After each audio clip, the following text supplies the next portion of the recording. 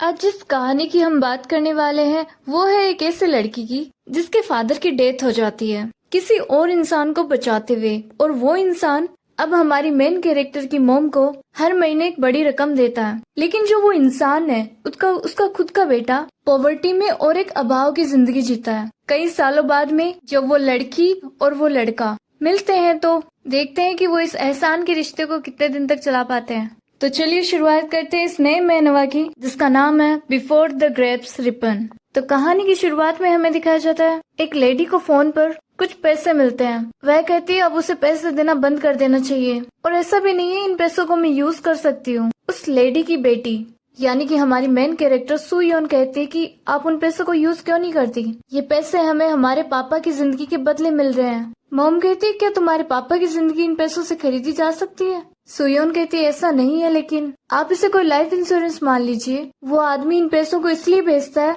क्योंकि पापा ने उसकी जान बचाते हुए अपनी जान गंवा दी, तो फिर हमें इस पैसे को मना नहीं करना चाहिए। मॉम कहती है फिर भी ये किसी और का पैसा है, इसलिए मैं इसे यूज नहीं कर सकती। इवन मैं उन लोगों से मिली भी नहीं हूँ काफी सालों से। सुयोन कहती है आपके पास उनका कोई इन्फॉर्मेशन नहीं है? मॉम कहती है कि जब तुम छोटी थी तब मैं एक बार उनसे पूछने गई थी, मुझे लगा था ये पैसे 1 मंथ 2 मंथ इतने ही आएंगे, लेकिन ये काफी महीनों तक आते गए और वो रकम बहुत बड़ी थी। मैं उसके घर गई थी, तब उस आदमी ने कहा था कि मेरा घर थोड़ा गंदा है, फिर भी तुम आ जाओ। उस टाइम मुझे पता चला कि वो अपने बेटे को अकेले पाल रहा था, उस लड़की की मॉम नहीं थी। उसके घर की हालत देखकर मुझे बहुत बुरा लगा। वहाँ शराब की बोतलें भी रखी हुई थी। तुम बहुत छोटी थी, तो तुम्हें एक ठीक जिंदगी देने के लिए मैंने 1 साल तक उन पैसों को यूज किया। लेकिन एक दिन मुझे उस लड़की का विचार आया। मुझे लगा जैसे मैं उसका बचपन छीन रही हूँ, इसलिए मैंने डिसाइड किया कि मैं उसके घर जाऊंगी और सारा पैसा वापस रिटर्न कर दूंगी। लेकिन मुझे पता चला कि वो वहाँ से शिफ्ट हो गए कहीं और। उनका फोन नंबर एड्रेस मुझे कुछ भी नहीं पता था। सुयोन कहती है हो सकता है वो अब लोग अमीर बन गए हों, इसलिए वे हमें पैसे भेजते रहते हैं, और उसकी वाइफ वापस आ गई होगी। मॉम कहती है आई होप वो अच्छा कर रहे हो अपने जीवन में।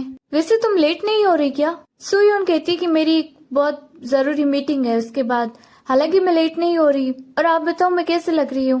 देखकर ऐसा लग तो नहीं रहा ना कि मैं नई एम्प्लॉय हूँ? मॉम कहती है कि नहीं, तुम काफी प्रोफेशनल लग रही हो। सुयोन उसके बाद चली जाती है। वह एक भवन के बाहर खड़ी होकर सोचने लगती है कि मैं यहाँ जल्दी तो नहीं आ गई ना, अभी भी 30 मिनट बचे हैं। सुयोन को कुछ आवाजें आती है। एक औरत जो कि अपनी मिड एज में है, वो एक लड़के पर चिल्लाती है कि तुम्हारी मॉम कहाँ पे है, उसे मेरे सामने लाओ, मैं उसे एक जोरदार तमाचा मारूंगी। लड़का कहता है कि आप अपना गुस्सा मुझ पर निकाल लीजिए। वो औरत उस लड़के को जोरदार तमाचा मारती है। सुयोन ये सब देख लेती है। वो औरत कहती है कि तुम्हारी मॉम का मेरे पति के साथ चक्कर चल रहा है, और अपना रेजिग्नेशन देने के लिए तुम्हारा थैंक्स, अब चले जाओ यहाँ से। सुयोन को समझ आ जाता है कि वो औरत एक सीईओ है और ये लड़का उसका एम्प्लॉय। कितनी बुरी बात है, उस बेचारे को थप्पड़ भी पड़ा और उसकी जॉब भी चली गई। वह स्निक पीक करती है कि वो लड़का अभी भी यहाँ है। वो लड़का पीछे मुड़कर देखता है, लेकिन सुयोन वापस छुप जाती है। वह सोचती है मैंने ये सब सुन के कोई गलती तो नहीं कर दी ना। उस लड़के के जाने के बाद वह भी अपने रास्ते निकल जाती है। वहीं वो लड़का जिसका नाम तायुन है, और ये हमारी कहानी का मेन लीड है, वह कहता है कि वो कितना जोर से थप्पड़ मारती है। कि 2 महीने बाद वह जब अपने ऑफिस में काम कर रही होती है तो उसकी कलीग उसे बताती है कि तुम एक नई टीम में ट्रांसफर हो रही हो, क्या तुमने अपनी नई टीम लीडर को देखा है? सुयोन कहती है देखा तो नहीं, पर मैंने सुना है कि वो कल ही आ रहा है। कलीग इशारा करती है कि वो रहे टीम लीडर। और तुम्हें पता है ये जो लड़का नया आया है वो सोजिन कंपनी से आया है, और उसे धक्के मारकर यहाँ निकाल दिया गया। ऐसी अफवाह है कि उसका अफेयर था सीईओ औरत के साथ। कई लोगों ने उन्हें साथ देखा है। वैसे तुम भी ध्यान रखना, उसकी रेपुटेशन कुछ ठीक नहीं है। सुयोन कहती है ओके मैं ध्यान रखूंगी। उसका एक दूसरा कलीग कहता है कि ये देखो हमारा नया टीम लीडर। सुयोन देखती है कि ये वही लड़का है जिसे थप्पड़ पड़ा था। कलीग कहता है कि इसका नाम तेयुन है और ये हमारी कंटेंट टीम का लीडर होगा। सुयोन सोचती है कि ओ तो वो रूमर्स बिल्कुल गलत है। तेयुन अपने आप को इंट्रोड्यूस करता है और वो लोग हैंडशेक करते हैं। सुयोन सोचती है इसने मुझे कहीं देखा तो नहीं उस दिन, हालांकि मैं छुप के खड़ी थी। पर कितनी बुरी बात है, इसके बारे में कैसी अफवाहें चल रही है। अगर मैं लोगों को बताऊंगी कि वो अफवाह सच नहीं है तो वो मुझसे पूछेंगे कि ये सब मुझे कैसे पता है, और उन्हें यकीन दिलाना मुश्किल होगा कि दरअसल अफेयर तेयुन की मॉम और सीईओ के हस्बैंड के बीच चल रहा है। इसके बाद वो लोग अपने अपने प्लेस पे जाके बैठ जाते हैं। तायुन जहाँ बैठा होता है उसे साफ साफ सुयोन नजर आ रही होती है। सुयोन की कलीग कहती है कि तुम्हारी चेयर ठीक तो है ना, ये अजीब से लग रही है। सुयोन उसे ठीक करने की कोशिश करती है पर वो और खराब हो जाती है। वह कहती है कि मैं सप्लाई रूम में जाकर नई लेके आती हूँ। सुयोन के पीछे ताइयोन खड़ा होता है और वह कहता है कि मैं चला जाऊंगा, मुझे भी सप्लाई रूम से कुछ चीजें लेके आनी है, तब तक तुम मेरी चेयर यूज कर लो। सुयोन कहती है मैं भी तुम्हारे साथ चलूंगी। इस पर तायुन कहता है कि तुम्हें परेशान होने की जरूरत नहीं है, मैं अकेला हैंडल कर लूंगा, तुम काम पे जाके बैठो। सुयोन सोचती है क्या वो मेरे लिए काइंड बन रहा था, वैसे ठीक है मुझे काम नहीं करना पड़ेगा। जब वो ले जा रहा होता है तो रास्ते में उस चेयर के पहिए भी टूट जाते हैं, इसलिए वो इन्हें हाथ में ले जाता है। तायुन को अपने बचपन का एक किस्सा याद आता है। उसके पापा कहते हैं कि मेरी वजह से उस लड़की का पापा नहीं है, बचपन से मुझे ये सब सुनने को मिला। छोटा तायुन अपने पापा से पूछता है कि मुझे भी एग्स खाने हैं, पर उसके पापा मना कर देते हैं। इवन उसे स्टेशनरी से भी कुछ चीजें चाहिए होती है, लेकिन जैसे उसके पापा तो उसकी ओर देखते भी नहीं है। उसके पापा उसे समझाते हैं कि उधर देखो, वो जो छोटी बच्ची है वो सुयोन है और तुम्हारे डेट की वजह से उस बच्ची के पापा नहीं है। आज मैं जिंदा हूँ तो उस बच्ची के पापा की वजह से, तो जब तक वो लड़की बड़ी नहीं हो जाती और उसकी शादी नहीं हो जाती, हमें उसकी पूरी रिस्पॉन्सिबिलिटी लेनी पड़ेगी ताकि उस बच्ची को अपने बाप की कमी महसूस ना हो। तायुन सोचता है तो फिर मेरा क्या। वह एक कुर्सी पकड़ता है और सोचता है कि मैं कुछ देर सो जाता हूँ। सोयून अपने कलीग्स के साथ बात कर रही होती है। एक लड़की कहती है कि तो हम डिनर नहीं करने वाले। टीम लीडर से पूछ के एक डेट सेट करते हैं। वैसे टीम लीडर हैंडसम है ना, आई होप उसकी कोई गर्लफ्रेंड ना हो, पर आई एम श्योर कि उसकी कोई न कोई तो होगी। दूसरी कलीग कहती है तुमने रूमर्स के बारे में नहीं सुना, ऐसी अफवाह है कि टीम लीडर का सोजिन की सीईओ के साथ अफेयर था।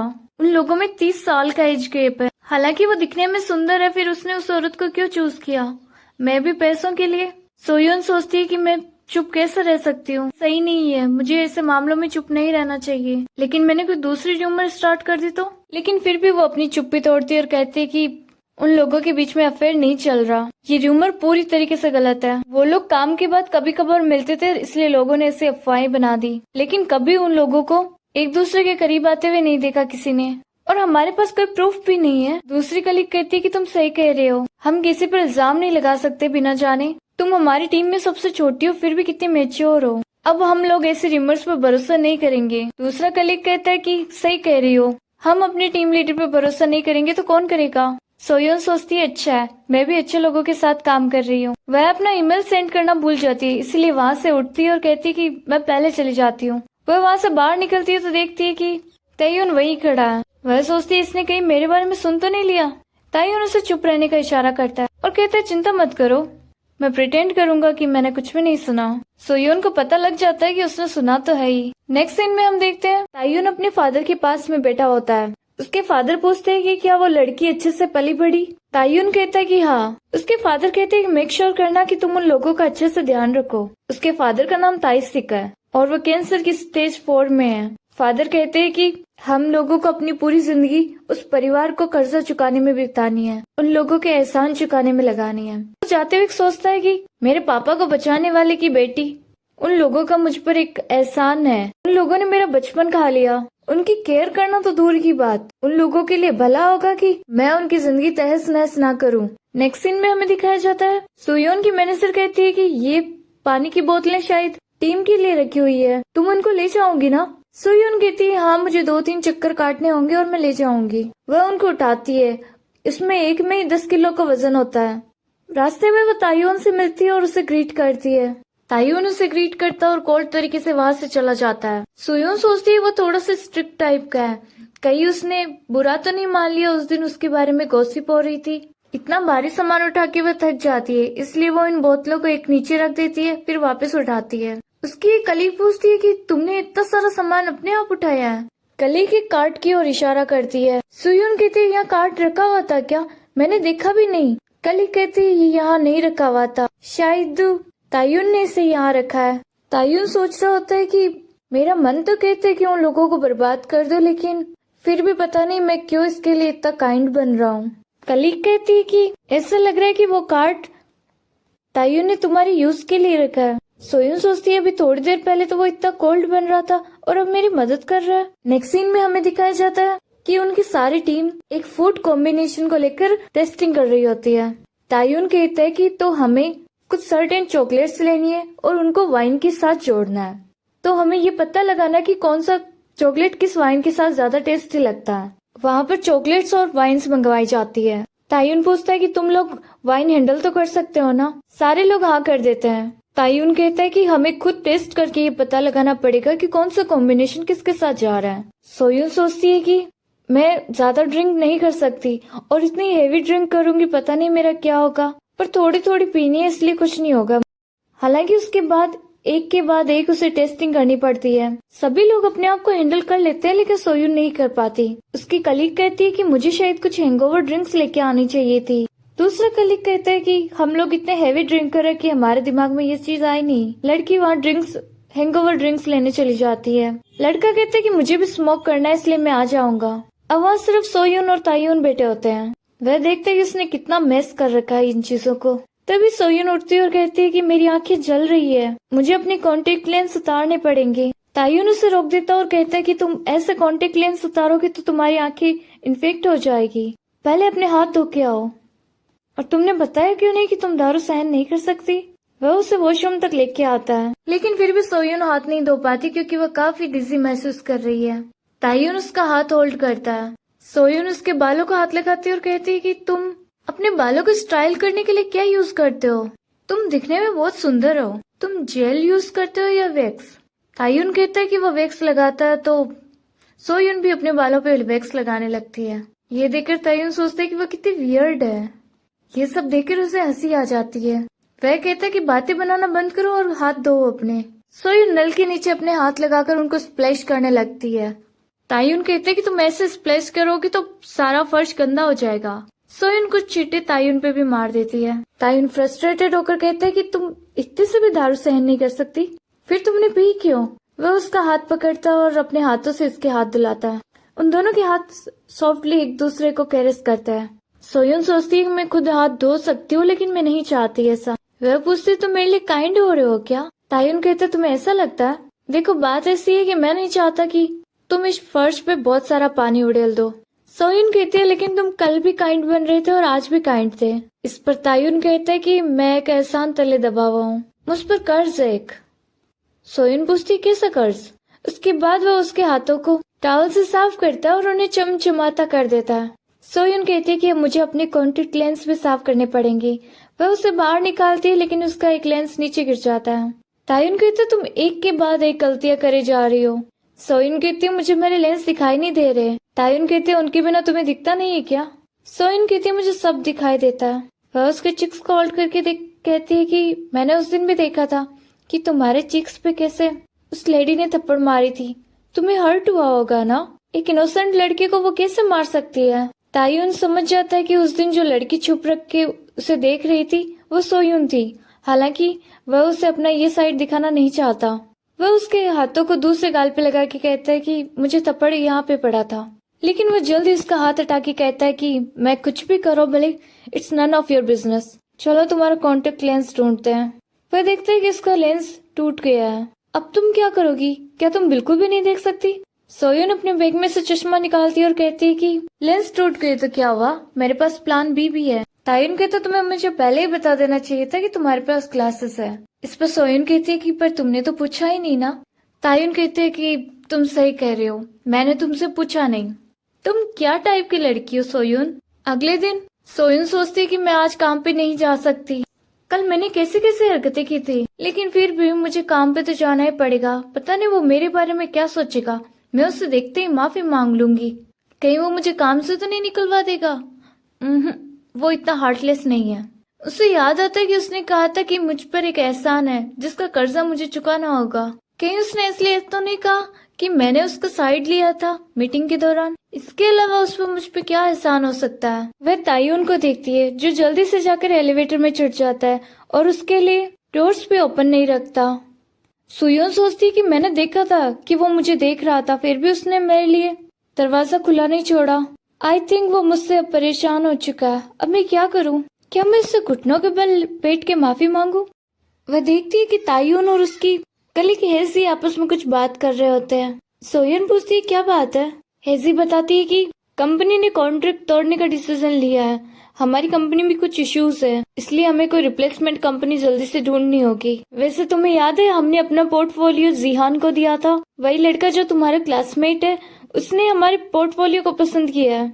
तुम उन्हें कॉन्टेक्ट कर सकती हो क्या? सुयोंग कहती है हाँ, मैं अभी उसे फोन लगाती हूँ। मैं चाहूँ तो अभी उसके साथ मीटिंग अरेंज करवा सकती हूँ। वह अपने दोस्त जिहान को कॉल लगाती है। जिहान देखता है कि काफी टाइम बाद में उसका कॉल आया। सुयोंग उससे मीटिंग के बारे में पूछती है, इस पर जिहान हाँ कर देता है। सुयोन और तायुन साथ में जाते हैं। वह उससे झुककर माफी मांगती है। तायुन कहते हैं कि अगर तुम्हें कोई चीज पसंद नहीं थी तो तुम मना कर सकती थी। ये कंपनी उतनी भी बुरी नहीं है। अगली बार तुम चाहो तो टेस्टिंग को स्किप कर सकती हो। सुयोन सोचती रिलीफ की बात है, मैंने जितना सोचा था उसने मुझे उतना नहीं डांटा। वह याद करती है कि कल उसने उसके हाथ धुलवाए थे। उसके हाथ कितने मस्कुलिन है। ये एक्सपीरियंस सच में लाजवाब था। तायुन उससे कुछ पूछता है लेकिन उसका पूरा ध्यान उसके हाथों पे होता है। इस पर तायुन चिल्ला के कहता है कि क्या तुमने अभी भी पी रखी है? मैंने कहा कि प्रपोजल जिहान को भेज दो। इसके बाद वे लोग उसके स्टूडियो पहुंचते हैं। वे लोग आपस में एक दूसरे को इंट्रोड्यूस करते हैं और जिहान को याद आता है कि उसने एक बार पहले भी इसे देख रखा है, जब उसने एक लड़के को धमकाया था। उस टाइम जिहान सोचता है कि वो कितना हैंडसम और टॉल है। सुयोंग को पता थोड़ी है कि वो यहाँ इस एरिया में रहता है। खैर प्रेजेंट टाइम में वो सोचता है कि ऐसे लड़के को भूलना मुश्किल है, क्योंकि वो काफी हैंडसम था उस टाइम भी। वह उन लोगों के लिए ड्रिंक लेके आता है। सुयोन देखती है कि वो एरिया काफी एटिकेट चीजों से भरा हुआ होता है। जिहान कहता है कि स्टूडियो सुंदर है लेकिन मुझ पे सूट नहीं होता ना। दरअसल पहले मेरी मॉम यहाँ एक कैफेटेरिया चलाती थी, इसलिए अब मैं इस स्पेस का यूज कर रहा हूँ। तायुन कहते हैं कि ये जगह हमारा कंटेंट शूट करने के लिए बहुत बेस्ट है और ये जगह बहुत वार्म और कोसी है।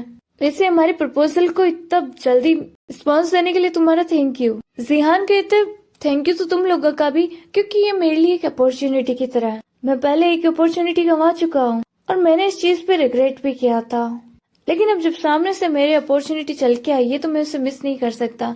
ये बातें वो सुयोंग को देखते हुए कहता है। इसके बाद हमें एक यूट्यूबर और इन्फ्लुएंसर जुहा को दिखाया जाता है। सुयोंग कहती है कि वो आ गई। उन लड़कों को देखकर जुहा सोचती है कि ये लोग गेस्ट है या फिर कोई कास्ट है।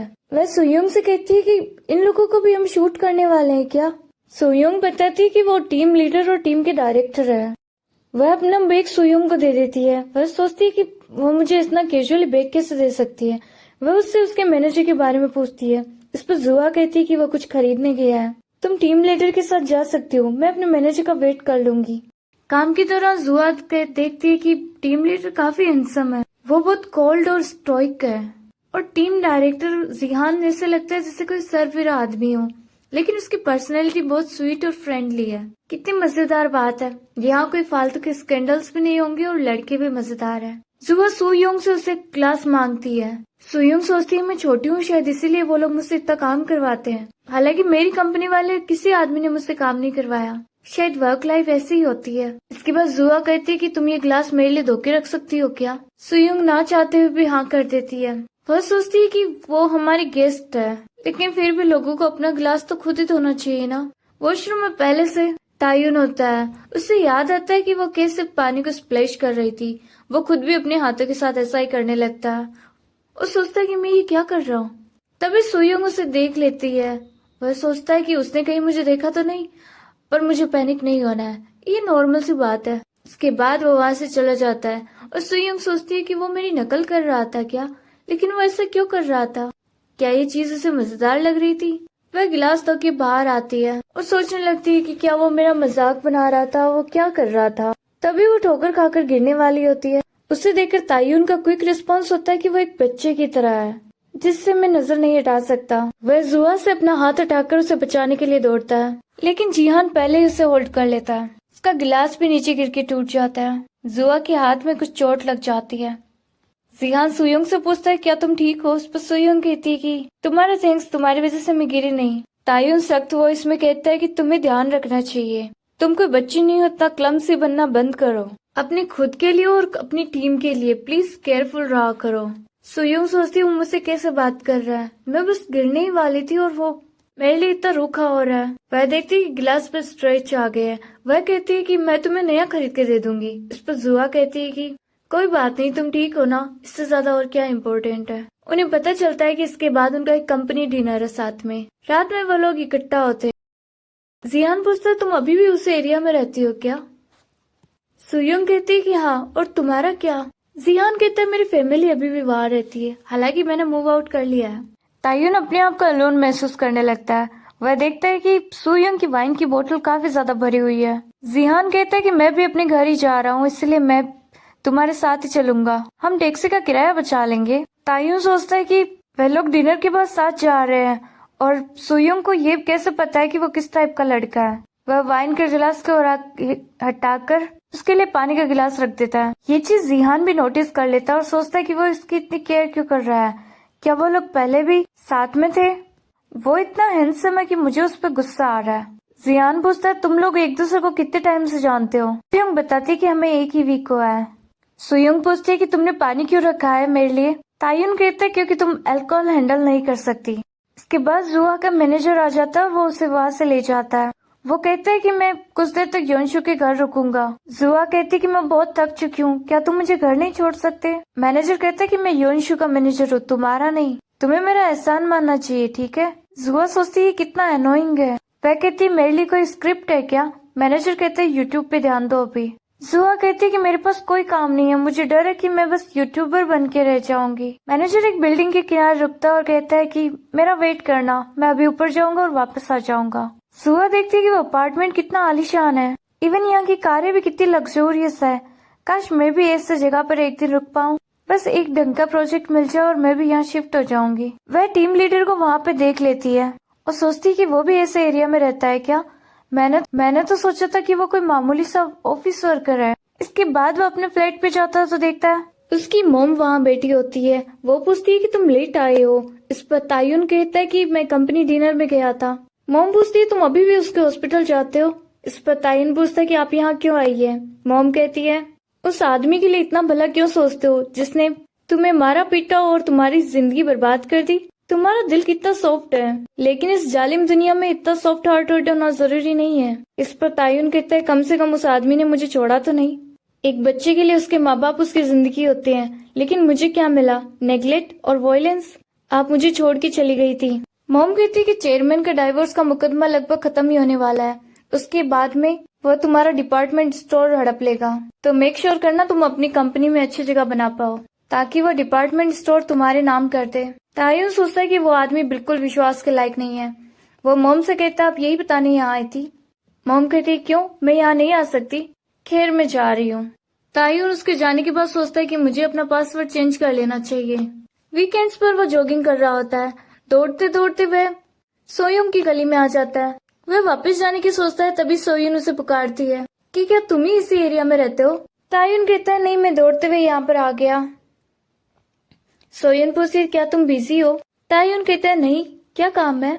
सोयुन कहते हैं मुझे तुम्हारे लिए कुछ टेस्ट जैसा खरीदने दो, मुझे सॉरी फील हो रहा है उस दिन के लिए। वे उसके लिए कुछ खरीदती है और वो वहाँ पर बैठ जाते हैं। तायुन कहते हैं ये जगह बिल्कुल भी नहीं बदली है। सोयुन पूछती है तुम पहले भी इस जगह आ चुके हो क्या। तायुन कहते हैं जब मैं छोटा था तब यहाँ रहता था। सोयुन कहती है सेम तो है, लेकिन यहाँ पर एक रीडेवलपमेंट प्रोजेक्ट होने वाला है जिसकी वजह से कुछ दिनों में बदल जाएगा।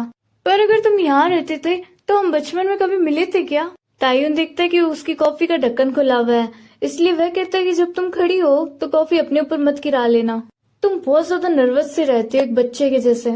सोयुन कहती है तो मेरी ऐसी इमेज बनी हुई है तुम्हारे मन में, देखो मैं खड़ी हो गई बिना कॉफी गिराए। वो देखता है कि सामने दो लोग लड़ाई कर रहे हैं और बहुत खूनी लड़ाई चल रही है।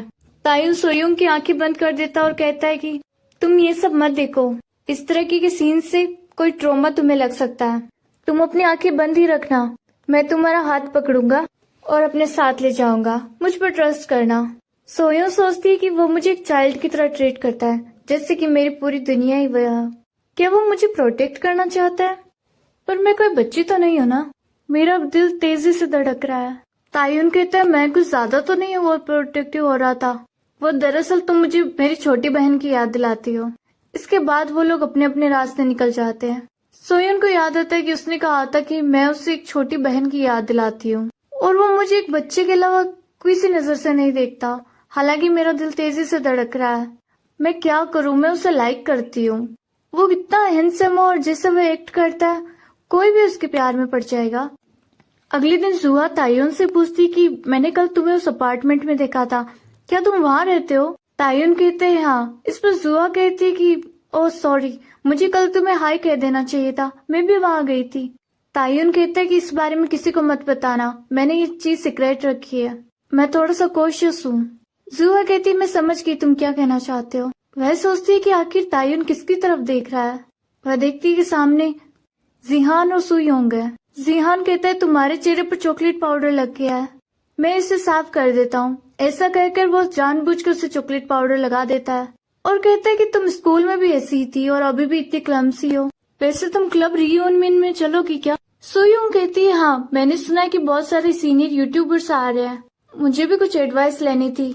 इस पर जिहान कहता है तो हम साथ में चलेंगे। जिहान सुयोंग को देखकर हंसने लगता है। सुयोंग पूछती है कि तुम हंस क्यों रहे हो, तुमने मेरे चेहरे पर कुछ लगाया है क्या?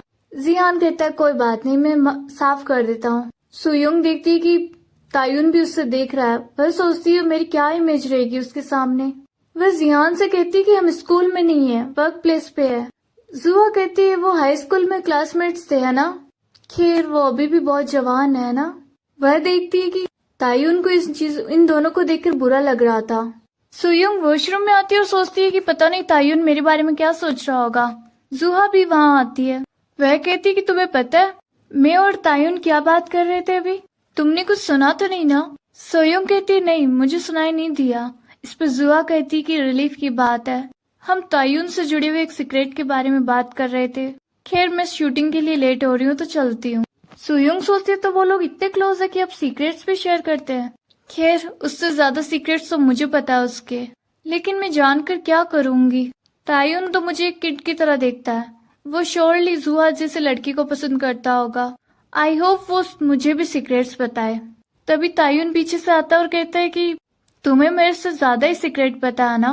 वो उसके काफी क्लोज खड़ा होता है। सुयोंग सोचने लगती है कि मैं गिरने का प्रिटेंड करूं और उसके लिप से टकरा जाऊं तो। वैसे भी वो तो मुझे क्लमसी किड ही समझता है ना। वह अपने इंस्टिंक्टिव थॉट को कंप्लीट होने देती है और उसके ऊपर गिर जाती है जानबूझकर। तायुन को लगता है कि उसने ये जानबूझ के किया है। वह उसके चेहरे को हाथ से हटा देते हैं। सुयोंग कहती है कि तुमने मुझे इतनी जल्दबाजी में पीछे से कुछ कहा तो मैं डर गई, फिर मैंने तुम्हारी देर और देखा फास्टली और मैं गिर गई। तुम्हें पता है ना मैं कितनी क्लमसी हूँ, मैं तुम्हें कैसे समझाऊं कि मैं ऐसे ही गिरी थी। मेरा तो ऐसा ही हो गया बिहेवियर आजकल, तुम्हें पता है ना। खैर आई एम सॉरी, मैं जाती हूँ अभी और बाकी सारा काम करती हूँ। ये मुझे हुआ क्या है, वो क्या था, ये मैंने क्या किया। आज के लिए बस इतना ही, जल्दी मिलेंगे एक नए एपिसोड के साथ।